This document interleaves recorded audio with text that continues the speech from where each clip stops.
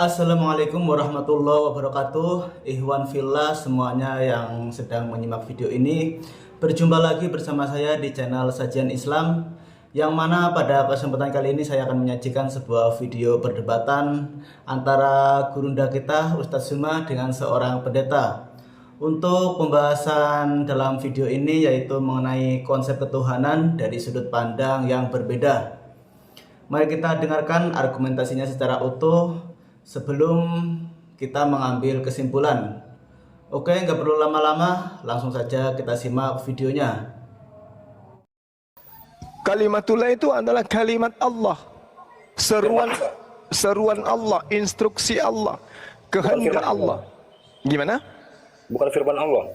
Yes, firman Allah. Firman itu kalau kita pahami perkataan, ya itulah dia, firman Allah. Jadi Yesus bukan kalimatullah. Yesus itu makhluk manusia yang berasal dari kalimatullah.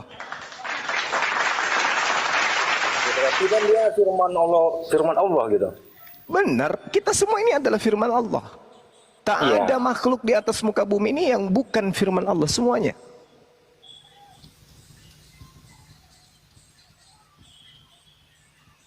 Manusia biasa sama juga ya kalimatullah. Yes, betul. Matius 4 nomor 4. Semua manusia diciptakan dari firman Allah. Menurut Quran, manusia tercipta berbentuk dari apa? Gimana? Menurut Quran, manusia itu terbentuk dari apa? Di sini mulai muncul pertanyaan yang cukup menarik perhatian, yaitu mengenai perbedaan pemahaman tentang Tuhan.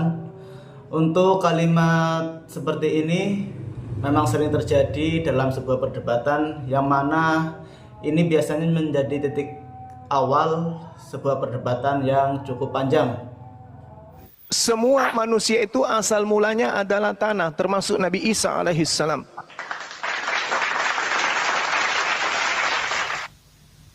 Bukan segumpal darah dan mani. Itu proses selanjutnya. Awal mulanya diciptakan manusia. Ya, itu semuanya prosesnya dari tanah. Tak ada manusia yang tidak berasal dari tanah. Semuanya. Semuanya dari tanah ya. Yes, termasuk Yesus.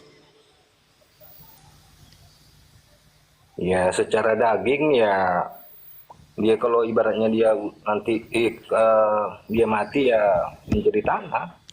Iya, bukan. Asalnya manusia itu semuanya dari tanah. Mau Adam, mau Hawa, mau Yesus, semua dari tanah. Dan di sini saya melihat pembicara sedang membangun argumen berdasarkan keyakinan dan sumber yang ia gunakan.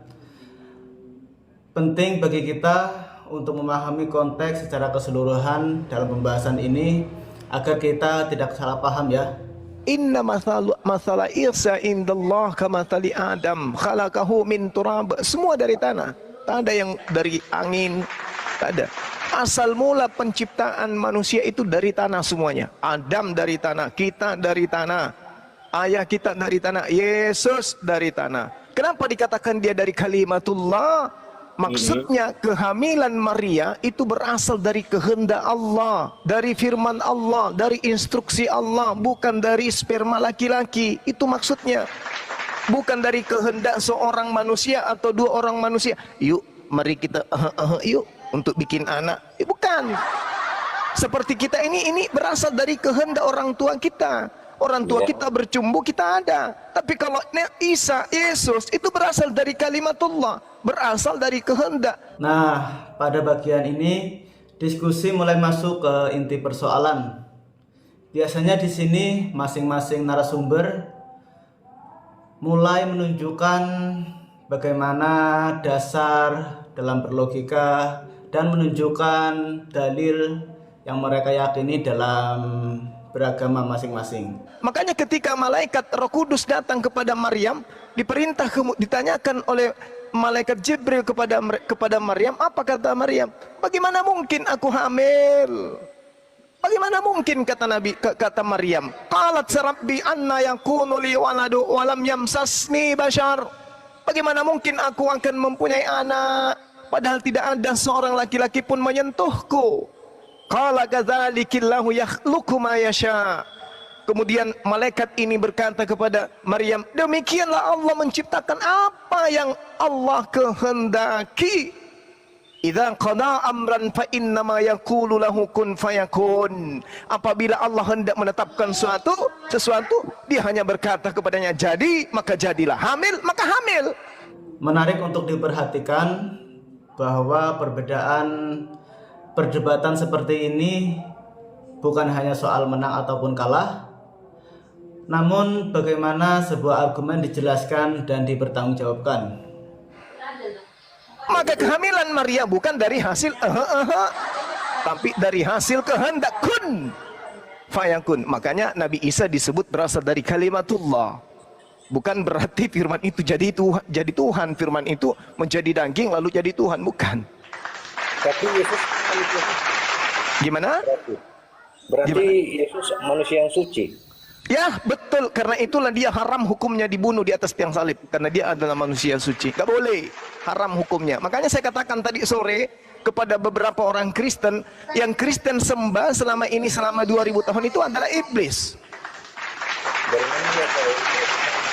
Al-Quranul Karim menjelaskan dengan sangat tegas bahwasanya yang mereka sembah selain daripada Allah itu adalah setan. Itu Al-Quran menjelaskan, iyad'una min dunihi illa inatha wa in yad'una illa syaitanan marida. Yang orang Kristen sembah itu hanyalah setan yang durhaka. Semakin ke akhir, pembahasan tampak mengarah pada kesimpulan dari sudut pandang yang sedang disampaikan. Penonton perlu menyimak dengan cermat agar kalian semuanya tidak salah paham dalam memahami maksud dari pembicara. Mari kita buktikan. Di dalam Yohanes 6 nomor 70, Yesus mengatakan, bukankah aku yang memilih engkau yang 12 dan satu di antaramu adalah setan. Siapa setan ini? Yudas. Kenapa Yudas ini kenapa orang Kristen saya katakan menyembah setan? Karena yang disalib itu bukan Yesus tapi Yudas. Maka kalian menyembah manusia yang ada di atas tiang salib sama dengan kalian menyembah Yudas, sama dengan kalian menyembah setan. Itu kan versi Itu versi Bible, bukan versi saya, versi Bible. Oke teman-teman, itu dia reaction kita untuk video kali ini. Semoga pembahasan ini bisa menambah wawasan dan mendorong kita untuk terus belajar, membaca sumber-sumber yang terpercaya, serta berdiskusi dengan cara yang bijak. Jangan lupa untuk like, komen, dan subscribe channel ini agar channel ini bisa terus berkembang dan tentunya membuat tontonan yang menarik untuk kalian semua. Sekian dari saya. Wabillahi taufiq wal hidayah. Wassalamualaikum warahmatullahi wabarakatuh.